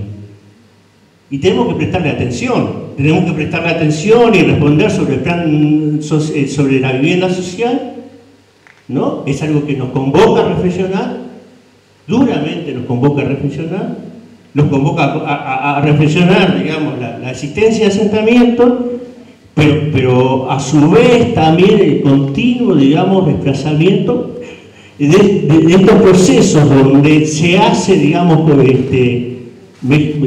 inversión urbana y los trabajadores son desplazados, ¿no? Y esas cosas, digamos, son parte también de la lucha de clases.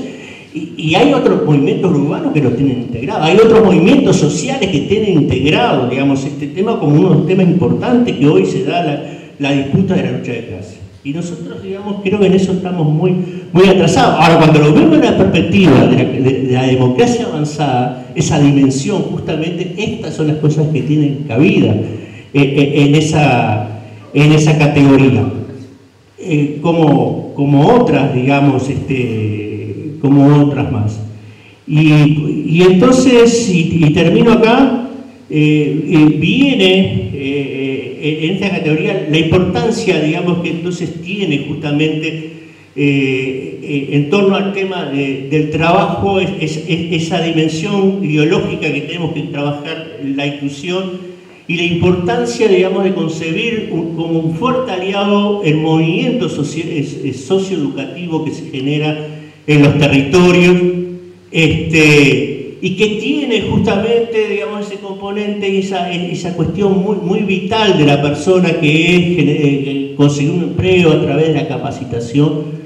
Pero el problema es cómo concebimos ese proceso, cómo nos integramos a él, porque justamente, volviendo, digamos, a la página 9.234, esos procesos no son inocentes, esos procesos no están fuera de la disputa, digamos, de la plusvalía, ¿no? Y por eso, digamos, cuando se habla el problema de por qué tenemos los jóvenes, creo que tenemos que esforzarnos para dar una perspectiva, digamos, interpretación marxista de por qué tenemos estos problemas de desocupación en los jóvenes y en las mujeres, ¿no? Cosa, digamos, de que hoy se está construyendo de otra óptica.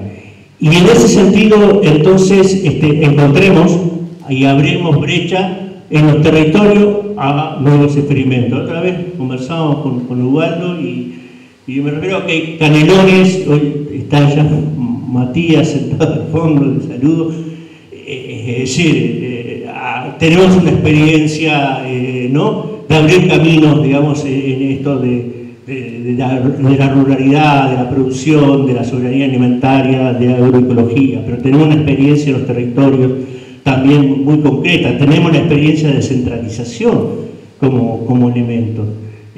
Por lo tanto, desde ahí, desde esa óptica, es que creo, digamos, que Canelones se puede hacer mucho, pero para eso también, y esto sí, ya que estamos en un ámbito de trabajo, un ámbito donde hay compañeros del movimiento sindical, hay que apoyar a los compañeros, hay que poner recursos. Hay que poner recursos.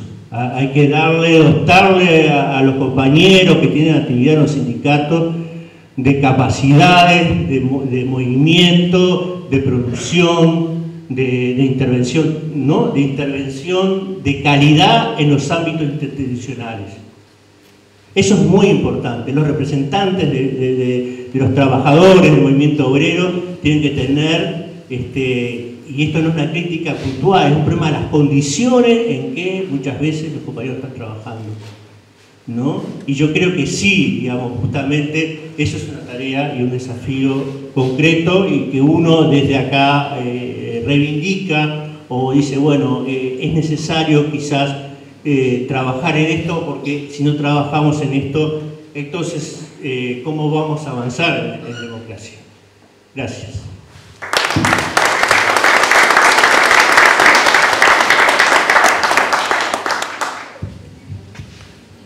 Compañeros y compañeras, camaradas, una cuestión muy de entre casa. Nosotros estamos reunidos en el Club Juventud de las Piedras, un club que tradicionalmente para la ciudad ha jugado un papel integrador en el sentido que decía Genaro, de la cultura para descifrar la baja de índices de violencia intrasocial. Y el Club Juventud está de duelo. Hace pocos días, uno de los impulsores más conspicuos para que esto sea la realidad que es hoy, con múltiples actividades deportivas, culturales y ámbito también para que exista la reflexión ciudadana como estamos haciendo ahora, perdió al compañero Costa. Nosotros no podemos en este momento de reunión y de pensamiento hacia nuestro Congreso no dejar de señalar que sería bueno aplaudir su memoria como uno de los impulsores en las Piedras de lo que es una sociedad integrada e integradora.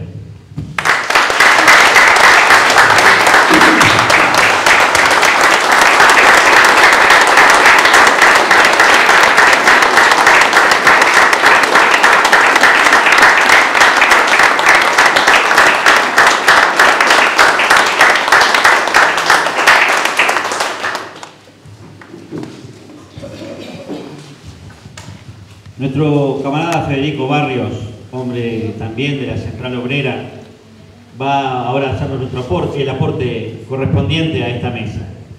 Recordemos que una de nuestras tesis para este Congreso señala que el 12º Congreso del PIT-CNT implicó un salto cualitativo, reflejando un amplísimo acuerdo del conjunto del movimiento sindical y anticipó el proceso de agudización de la lucha de clases en nuestro país y la región, y aprobó con perspectiva estratégica el desarrollo de una respuesta metodológica y programática que se ha concretado a través de un importante proceso de movilización y lucha de los trabajadores organizados y sus aliados más inmediatos. Diferentes movilizaciones, incluyendo un paro general de 24 horas, contundente desde el punto de vista de la adhesión, pero más aún por la política de amplias alianzas desarrollada con la UNASPU, con FUBAN, con FEU y propuestas muy bien fundamentadas que han permitido influir en la realidad uruguaya. Con esa presentación entonces, Federico, tu aporte. Muy buenas noches, compañeras y compañeros, camaradas. Si Fernando se quejaba de que la intervención de Daniel lo había dejado casi sin elemento para volcar, estamos en el horno, ¿no? A ver, yo creo que podríamos aportar más debate sobre la crisis del capitalismo, sobre el papel de China, sobre el papel de Rusia, sobre cómo viene afectando la dificultad del Uruguay para colocar productos con valor agregado, industrializados en el mercado internacional, cómo viene influyendo la tecnología, en definitiva, un panorama bastante complicado que hemos tenido en los últimos tiempos. También podríamos hacer aportes referentes al presupuesto nacional, a la necesidad de la inversión pública como dinamizador de la economía, invirtiendo en infraestructura para desarrollar la matriz productiva, el rol del Estado como locomotora del proceso de cambio, a las empresas públicas como motor del desarrollo. Podríamos hablar de las compras públicas, como manifestaba Daniel, una cantidad de decretos que hoy creemos que son imprescindibles, como la reglamentación de 158, como la ley de insolvencia patronal, que es necesario, el fondo de insolvencia patronal, la inserción de los discapacitados en el mundo del trabajo. También podríamos hablar que algunos avances en leyes, como la ley de concurso última, que ha traído sin duda alguna, ha sido beneficiosa para los trabajadores, pero cómo se ha transformado también en una herramienta de muchas empresas, 70 empresas, alrededor de 70 empresas hay en concurso hoy en día, pero se ha prestado para transformarse en una herramienta que también permite a los empresarios endeudarse, presentarse ellos mismos a los concursos y bueno, en definitiva, complicar más el panorama y tal vez agregar una cantidad de elementos más a las tesis, pero igualmente lo medular de la cuestión, la verdad de la milanesa, nosotros estamos convencidos de que está en organizar pueblo. Hemos tenido estos últimos años un bombardeo importantísimo con la educación, con la inseguridad, interpelación a ministros. Los otros días tuvimos en interpelación al ministro Murro, que se presenta como una cuestión del tema de la SUB, pero el tema del fondo es eliminar el FONDES. Y podríamos volcar cantidad de líneas más, la innovación, la diversificación. Pero en definitiva, nosotros lo que estamos convencidos es que es hora de que salgamos a jugar a la ofensiva. Y para salir a jugar a la ofensiva es necesario sociedad organizada, pueblo organizado, trabajadores organizados, organizaciones sociales más fuertes. Se precisa multiplicar las movilizaciones y se precisa un gran partido comunista para orientar ese proceso de cambio. Por lo tanto, una de las cuestiones primordiales y el elemento de repente que queda para agregar es esa necesidad de resolver el Congreso lo antes posible, pero en el sentido de fortalecernos para seguir impulsando el proceso de cambio, porque sabemos y tenemos claro por la propia experiencia que sin sociedad organizada, sin sociedad empujando el proceso de cambio, en América Latina ha habido claros retrocesos y estamos a tiempo de evitar que en Uruguay ocurra lo mismo. Salud, compañero.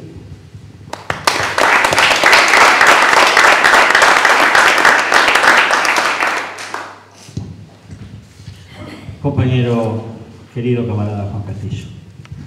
Bien, compañeros, compañeras, camaradas, para mí es un gusto poder estar compartiendo la jornada de hoy, que se está transformando en importante para los que participamos acá, pero también con las repercusiones que va a tener casi con certeza. Es la actividad de lanzamiento de nuestro 31º Congreso del Partido Comunista, que se conmemora además en el año del centenario de la Revolución de Octubre y que además está metido en un año muy particular, en una etapa muy especial de nuestros procesos de cambio que venimos llevando en nuestro país. Por tanto, como nadie hace la historia pensando que después ella te va a retribuir, cuando pase el tiempo nos vamos a acordar que fue una jornada histórica el lanzamiento del Congreso en el Club Juventud y la Piedra, aquella etapa cuando nos rodeaban compañeros de la calidad de Genaro, de Fernando. Para nosotros los comunistas es más común vernos en estas tareas, con distintas tareas, con distintas responsabilidades, pero vernos siempre en la orgánica del partido. Ahora bien, esto hace que nosotros apelemos a la reserva que tenemos la izquierda uruguaya, los militantes uruguayos y los comunistas uruguayos, particularmente. Si nosotros hubiésemos estudiado de memoria las tesis que el Comité Central del Partido Comunista lanza para este Congreso, que ahora se corrió unos días más, que va a ser para los primeros días de junio, en función de que el Frente Amplio decidió que su Congreso va a ser en mayo y montó con la tarea que nosotros ya teníamos prevista, entonces hay que correrla un poquito más. Bueno, pensemos con la cabeza puesta en que ganamos algunos días más para el debate, pero para sacarle bien la punta al lápiz, y eso es lo que queremos. pero sin jugar a la adivinanza. Eso es lo que necesitamos. Ninguno de los que está acá está conforme con lo que nuestro gobierno ha realizado. Ninguno. Porque no hay lugar para el conformismo dentro del Partido Comunista. Pero eso no quiere decir que nos sumemos al coro del desencanto. Eso no quiere decir que nos sumemos al coro de los críticos de cine, que no lo ve militando ni una hora por día, ni una hora por semana, pero que critica todas las cosas que pasan. Esa nueva categoría en la sociedad que se va transformando cuando llegamos a los gobiernos de izquierda, que aquel se rompe el alma caminando, trillando, militando y después tal vez exponiendo en una asamblea, en una negociación colectiva, en un programa de televisión, en una declaración pública, y está Juan de los Palotes sentado tomando mate porque ya hizo todo lo que tenía para hacer, porque ya militó muchos años, contemplando cómo vamos construyendo los demás la historia y cómo la van destruyendo los detractores de siempre. La tesis del Partido Comunista está elaborada solamente como un ordenamiento del pienso de los temas que tenemos para debatir, y capaz que aún así se queda corto, aún así. Aún con las horas de discusión que tomó la dirección del partido, con las horas de discusión que llevó en el Comité Central, con el esfuerzo de los compañeros que después tienen que pasar en limpio, con el esfuerzo económico para poder imprimirla, cuando llega a las manos de los comunistas, cuando llega a las manos de las agrupaciones, lo que se tiene que transformar es solamente eso también en una herramienta para debatir, para escuchar las opiniones de los compañeros y de las compañeras, cómo nos ven a los comunistas, de nuestros amigos, hasta de los compañeros que nos respetan sin entenderlo. Porque más de una vez lo hemos sentido, nos golpean la espalda, che, qué tipo bárbaro este, vos, qué lástima que sea comunista. Lo vemos por todo, eso sigue presente todavía. Hay todavía compañeros que no nos entienden. Y hay compañeros en nuestra izquierda, la que hemos ayudado a construir, pero la que formamos parte desde su nacimiento, en el Frente Amplio en nuestro país, en las herramientas unitarias que se han construido no por los comunistas, pero con los comunistas. La herramienta unitaria que es la unidad de la central sindical en una sola central, de los sindicatos en un solo sindicato, de la federación en una sola federación, porque después que hablemos de la central, hablemos de todos, de todos los que componen la central sindical. Esa que pensábamos que era de una vez para siempre, que están minándola por abajo, por el camino, tratando de formar sindicatos amarillos con discurso de izquierda. Eso que están minando, capaz que de debilitar a los sindicatos, pensando que hay uno que se distancia por la izquierda y sin embargo termina haciendo trabajo para la derecha. Esa herramienta unitaria que es la unidad de los jubilados y pensionistas en una sola ONAPU, o el cooperativismo en una sola FUCBAM, o de los estudiantes en una sola FEU. Esas herramientas unitarias no fueron creadas por los comunistas, pero sería imposible pensarlas sin los comunistas. Yo no tengo por qué esconder de las cosas que estoy orgulloso, porque además son verdad. Pero no nos hace esto dueños de la verdad de la etapa que estamos viviendo. Tenemos una cantidad de desafíos, compañeras y compañeros. Una cantidad de desafíos enorme. Al punto tal que sin poner acá una cuota de alarma de ningún tipo, hoy tirios y troyanos se afilan los dientes tratando de que nosotros perdamos la conducción política de este proceso, bajo una gran campaña anticomunista en donde estén en la militancia de la propia estructura orgánica de nuestro partido, tan o igual de importante que lo que hacen gestiones de gobierno o gestiones parlamentarias o gestiones frente a organizaciones sociales, porque no hay categoría de comunistas, de la misma forma que no hay categoría de militantes de izquierda. Todos somos necesarios e importantes porque necesitamos hacer todas y cada una de las tareas. Nos minan el camino tratando de generar algunos la duda y otros subiéndose al camión de la derecha que nos golpea por todos lados, un día sí y el otro también, y tratando de invocarle a ver sobre quién genera la desconfianza. Bueno, hoy me tocó a mí. Hoy algo habré hecho en el plan de vivienda sindical y en alguna cosa habré jodido a algún compañero para que salga el defensor de toda campaña anticomunista que ande por ahí, el doctor Salles, para decir, tratar de involucrar que hay un solo nombrado en un procesamiento, en una solicitud de procesamiento de un fiscal, para terminar diciendo hoy en un canal de televisión que la plata con que cagaron a todos los trabajadores del cooperativismo del plan de vivienda sindical era para financiar la campaña del Partido Comunista. Y nos quedamos callados. Y porque a fulano lo dejamos y le pegó al turco también, ya de paso, ¿no? Entonces, bueno, mira, si le pega al turco, yo qué sé, que le pega al turco, que se defienda al turco, o le pega al negro, que le defienda al negro, o le pega a fulano, no, la alegría va por barrio acá.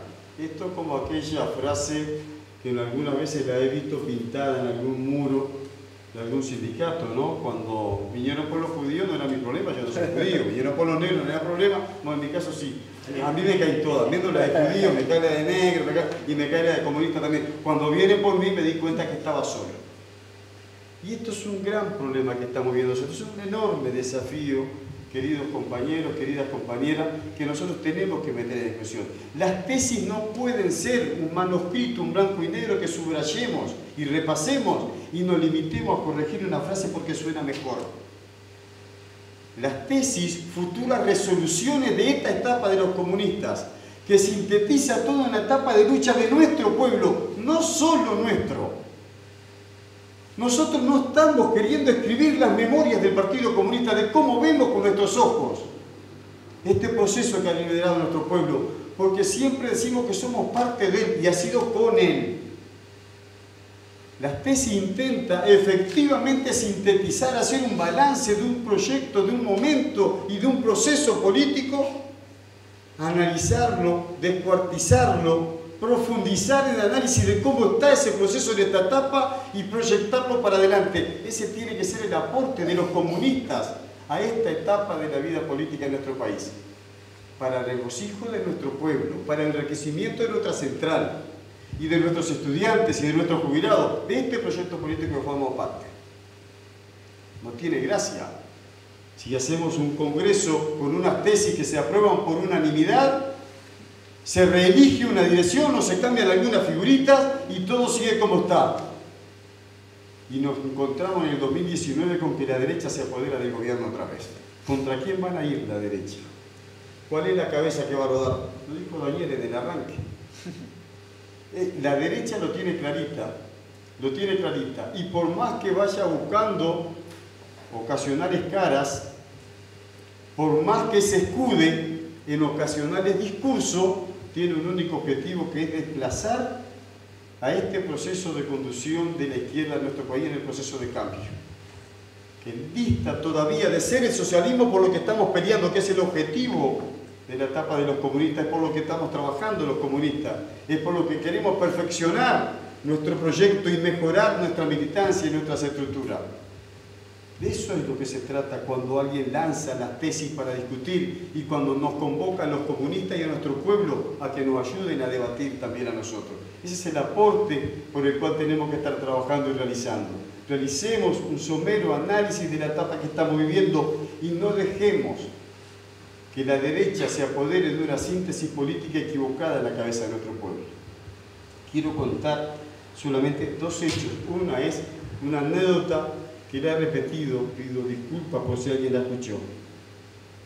Pero en un momento de una crisis económica, financiera, política, y se estaba transformando una crisis social, como la década del 2000, 2001 reventaba y se caía a pedazos Argentina, y nosotros desde el movimiento sindical y de la fuerza política en nuestro partido alertaba por todos lados. En ella también encaminamos hacia una marcha a Punta del Este un 24 de enero con 40 y pico de grados a la sombra, donde marcharon miles y miles de compatriotas para colocar una propuesta alternativa a lo que estaba pasando. Yo jamás me voy a olvidar, porque todos los meses de enero, mientras estuve en la dirección sindical del puerto, era el mes que hacíamos la asamblea de balance de nuestro comité de base. Y tenía un punto de convocatoria central que después de hacer el balance y trazar la perspectiva de ese comité de base para el resto del año, convocábamos a nuestros compañeros a que organizáramos los ómnibus, los camiones, que nos prendiéramos como tal de esa marcha que faltaba pocos días para iniciar. Un compañero de sobrenombre Tito, como los hay tantos Titos en nuestro país, nos pide tímidamente la palabra si podía hacer un aporte. Sí, Tito, tranquilo. No, mirá, negro, no tiene mucho que ver con lo que está diciendo, pero mirá, uno de los problemas que estamos atravesando los trabajadores, el ausentismo, no es porque nos guste faltar, pero hay veces que no se llega a fin de mes teniendo la plata para el boleto asegurada. ¿Por qué no pones en la plataforma pedir una boletera y que la boletera después se nos descuenta a fin de mes todos juntos, pero con eso aseguramos tener... Bueno, buena idea, Tito. Sensacional.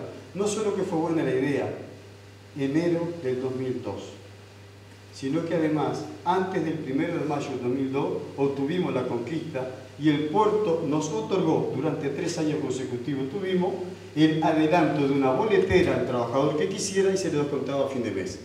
Se redujo el ausentismo. Enero del 2012, 10 años después, en la misma asamblea anual del Comité de Base de Dragado, en la asamblea nos vamos a despedir frente a los compañeros trabajadores porque abandonábamos la tarea en nuestra central sindical, renunciábamos también a nuestra militancia en el sindicato portuario y nos íbamos a empezar a militar en la estructura del Frente Amplio. Hicimos, además del balance del año, casi que un balance de nuestros 28 años al frente del Comité de Base del puerto. Otro compañero, al finalizar la asamblea, pide la palabra y dice: negro, ¿se puede colocar alguna propuesta? Sí, como siempre, compañero, la asamblea está abierta. ¿Alguna otra propuesta? Sí, yo tengo una así. Negro, ¿no se podrá pedir ahí en la plataforma que el directorio del puerto agrande el parking porque no entran todos los autos para estacionar? Sí, tenés razón. Es un problema que tenía el trabajador. 10 años, compañeros, de mi mismo sector de la actividad portuaria protagonizado por esta misma persona frente a una asamblea.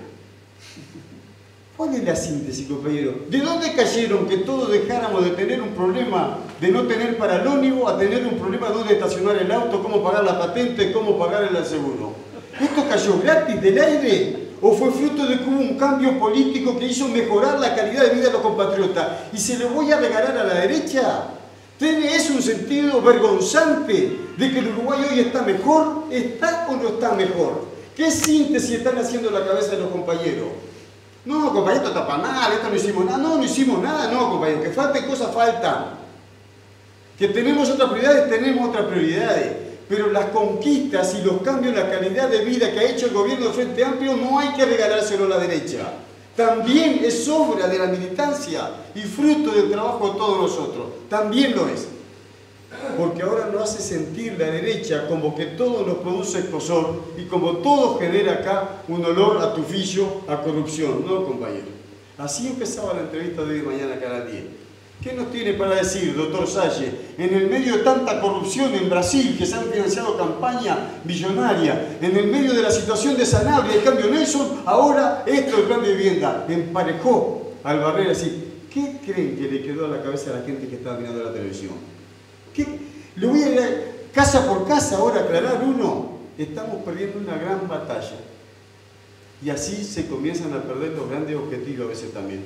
Por eso yo efectivamente coincido con lo que los compañeros nos han planteado, coincido con los desafíos que queremos instalar, pero fundamentalmente tenemos que nosotros tener la capacidad de poder investigar, de poder estudiar, de poder analizar, de poder proyectar y de poder proponer alternativas efectivas a que nuestro proyecto político no solo no se detenga, sino que se profundice y avance hacia los objetivos que nos hemos marcado históricamente los comunistas.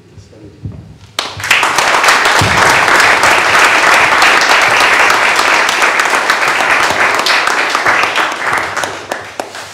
Compañeros y compañeras, camaradas, han disfrutado de las ponencias de los compañeros. La departamental de Canelones entiende oportuno, como fase final de este encuentro, si alguno de ustedes quiere hacer una intervención, una consulta a los panelistas, de manera tal de poder también algún feedback, o sea, alguna cosa de retorno que haya que dar, porque ha sido realmente muy rica las exposiciones de los compañeros y es probable que alguno de ustedes quiera hacer. Por eso tenemos este micrófono a las órdenes de lo que ustedes quieran aportar, preguntar, retrucar, que para eso son estos encuentros. ¿Sí? Pasale, por favor.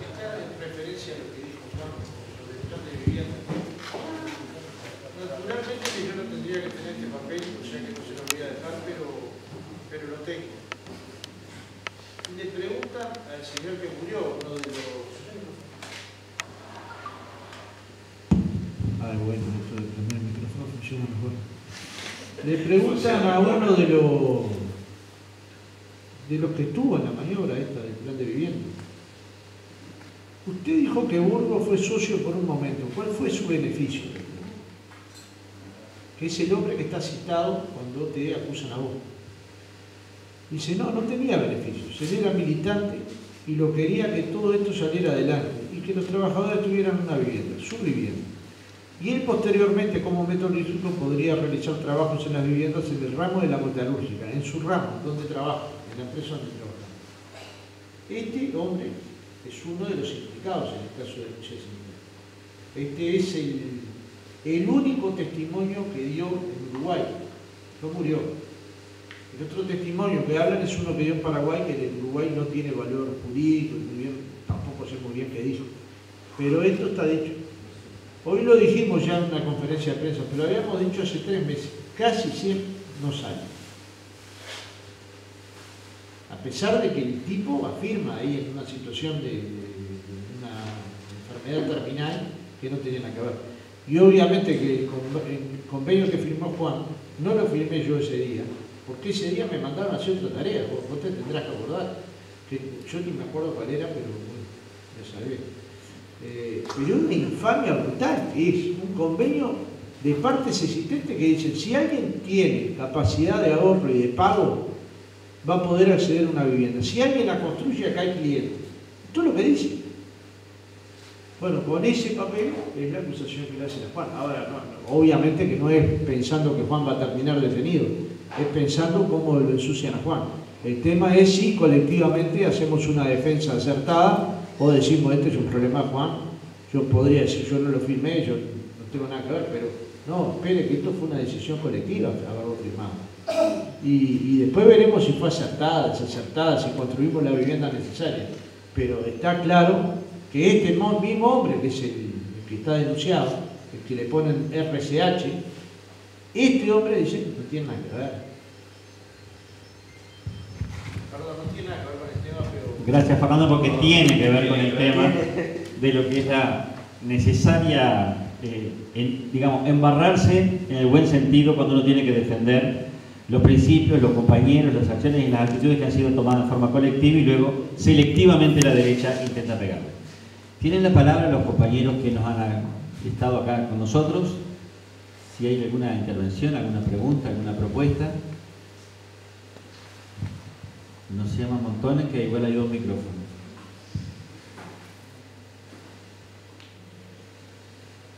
Sí, Inés.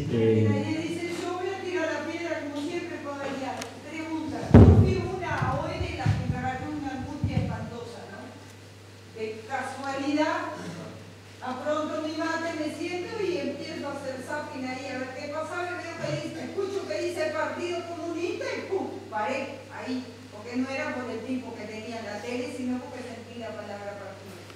Me quedé todo el día angustiadísima, no porque dudara de mis compañeros, sino porque ¿qué vamos a hacer nosotros como partido? Porque no dejar que me parece a mí, ¿no? Que dejar que quede eso en el universo de la gente, en los titulares de los diarios, y no salir todos nosotros unidos como partido, a defendernos, porque como partido hablaron mal de Juan, pero nos enchastraron a todos, porque supuestamente la campaña electoral la hicimos con plata que era para las viviendas. Y yo, Juana de abajo, yo hice campaña política. Entonces hasta a mí me enchastraron. Pregunto qué vamos a hacer, si es que se puede hacer algo y si estoy equivocada, disculpe. Compañera, seguramente nuestro comité ejecutivo del partido, que entre otros integramos con Ubaldo, con Juancito y yo, es un tema de debate que lo trataremos de ver cómo orientamos la discusión en el sentido de lo que tú estás planteando. Esto no es un tema de Negro Juan, esto no es un tema de Eduardo Burgos, esto no es un tema del Turco Abdala. Esto es un tema en donde, en primera instancia, ¿hay necesidades de vivienda o no la hay? Hay necesidades de vivienda. Por lo tanto, la Central Obrera, que no es ajena a las necesidades de los trabajadores, que son sus afiliados, buscó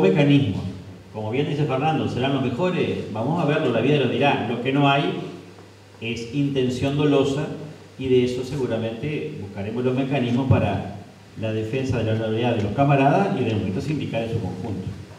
Por lo tanto, es un próximo tema que en el Ejecutivo lo pondremos con Ubaldo, con la Negrito o yo, porque es un tema de debate para todos los comunistas, y la reflexión colectiva de nuestro máximo organismo de dirección hasta que la reúna el Comité Central, es obvio que tenemos que tomar la iniciativa.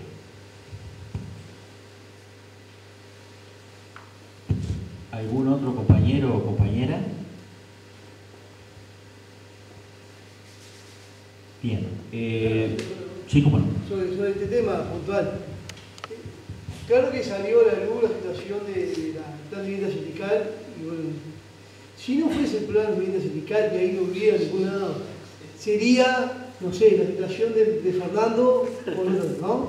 O la situación de Federico, si se compró un auto, de qué forma lo compró. O sea, tenemos que tener claro que se va a profundizar mucho más de aquí en más la contraofensiva a la derecha, y los medios de comunicación sabemos que están ahí, en cuanto a debilitar lo que es justamente este proceso. Entonces, eso tenemos que tenerlo claro. No nos tiene que sorprender que la televisión haya salido, porque está claro que va a ser así. Ahora, yo voy a dar una anécdota nomás. Nosotros con el sindicato, en la campaña que hicimos en los consejos salarios, hicimos una gran pintada por todos lados, y una parada que estaba por allá en la ruta 1, la había pintado un grupo de gurises que hacen hip hop, que es justamente una organización social complicada. Nuestros compañeros, como burros que somos a veces, blanquearon todo y se juntaron. Zunca, historia, ¿no? Y la ley de capacidad de en la prensa el otro día salió, ¿no? Lo atado del Zunca, los peludos que toman vino, que pintaron la parada, que ese grupo de hip hop, que bla, bla, bla, que tiene el barrio. Fuimos noticias a todos lados. Está claro que ese grupo de hip hop, ni el diario El País, ninguna prensa había dado volante, anteriormente. Pero no preguntaban, por ejemplo, que en esa misma día, esa asamblea que nosotros anunciamos, se estaba haciendo una campaña que se hizo a partir de la cantina de 140.000 pesos, que no alcanza para nada igual, para un guricito que viajaba a Chile para hacer una operación. ¿Qué quiere decir con esto? Que no esperemos que la prensa recoja nuestros avances, nuestras conquistas, para ubicarla de forma libre. Va a estar buscando, y si no encuentra, lo va a inventar con el Juan. ¿Cuál es la mejor forma que tenemos para fortalecer? Y bueno, seguir trabajando abajo y discutiendo con el conjunto del pueblo para el camino. Lo mejor que nos puede pasar para revertir el tema de la vivienda sindical es lograr de una vez por todas despegar con la construcción masiva de viviendas sindicales. ¿Que se han empezado? Sí. ¿Que hemos tenido dificultades? También. Pero también ha habido dificultades del Ministerio de Vivienda, que ha tenido algunos reparos en cuanto primero con el tema de la sanitaria, de cosas. Entonces, también tenemos que empujar para que ese proceso avance, y la mejor respuesta que le vamos a dar al Saya que venga, cuando construyamos miles de viviendas resolviendo para los trabajadores. Yo creo que es ese. Vuelvo a reiterar, de aquí en más nos vamos a encontrar con 20.000 noticias de ese tipo y más. No cabe duda, no solamente solidaridad con el negro Juan, está claro que es así, sino que también tenemos que crear las condiciones como veremos si el PCNT, como PCNT, el Partido Comunista como Partido Comunista también sale a dar una respuesta contundente, que tenemos que darla contundente ante agravios de este tipo, ¿no? Bueno, queridos compañeros, camaradas, creemos que la idea que habíamos manejado en su momento en la dirección del Partido Comunista de Canelones, de que era necesario incorporar al debate orgánico de las agrupaciones lanzamientos como el que hemos realizado esta noche, con aportes de compañeros con los cuales coincidimos en los grandes temas de defensa de los intereses del pueblo uruguayo. Me estoy refiriendo al aporte que realizaron Fernando y Genaro, porque los demás camaradas tienen la obligación de dar los aportes como corresponde en sus organismos. Pero agradecemos infinitamente a los invitados que tuvimos en el día de hoy. Creemos que han sido generosos en los aportes, los debemos nosotros, comunistas, recoger y a su vez en nuestras agrupaciones alumbrar las bases de discusión con los generosos aportes que han sido vertidos el día de hoy, más las reflexiones que obviamente cada organismo realiza. Los estamos convocando a todos y a todas para las 3 mesas redondas que la departamental de Canelones entiende oportuno manejar en nuestro territorio. La próxima va a ser en San Bautista. Perdón, San Jacinto, se me equivocó el santo, no soy muy devoto, ustedes comprenderán. En ese caso, los temas referidos a la producción agropecuaria serán los que estarán en el orden del día. Posteriormente, en el Centro de Producción de Choferes de Pando, estamos hablando dentro de 2 miércoles, estaremos abordando los temas de la unidad política y ahí tendremos los aportes generosos también de personas que no son afiliados al Partido Comunista, pero que están dispuestos a discutir fraternalmente con nosotros y a alumbrar con sus propuestas nuestras bases de discusión. Estará, entre otros, el senador Marcos Carámbula, como también en la que vamos a hacer sobre los temas del agro, nos va a acompañar el senador Daniel Garín, compañero ingeniero agrónomo, militante del MPP, que ha tenido también su tarea ejecutiva en la Intendencia Canaria. Y por último, el 4 de abril estaremos en Ciudad de la Costa, en la usina José Artigas, donde debatiremos sobre los temas de la cultura en un gobierno de izquierda. Y entre otros panelistas nos acompañarán el director nacional de Cultura, Sergio Mautone, la prestigiosísima directora de teatro y además jerarca del gobierno de Canelones, Marianela Morena, y también estará con nosotros Malena Muyala, no en su parte artística, sino en su parte de contribuir a la visión de la cultura desde una perspectiva de izquierda. Por supuesto, en cada una de estas mesas habrá un integrante del Comité Ejecutivo Nacional del Partido Comunista y un integrante del Comité Departamental del Partido Comunista para poder, de alguna forma, hacer lo que hemos intentado hacer, de articular las diferentes visiones y versiones, tomar los apuntes correspondientes y hacerlo circular. Agradecemos entonces la presencia de todos y todas y nos vemos en el Santoral, en el Centro de Choferes de Pando y en la usina José Artigas para seguir contribuyendo a la discusión y el debate de nuestro 31º Congreso. Muchísimas gracias.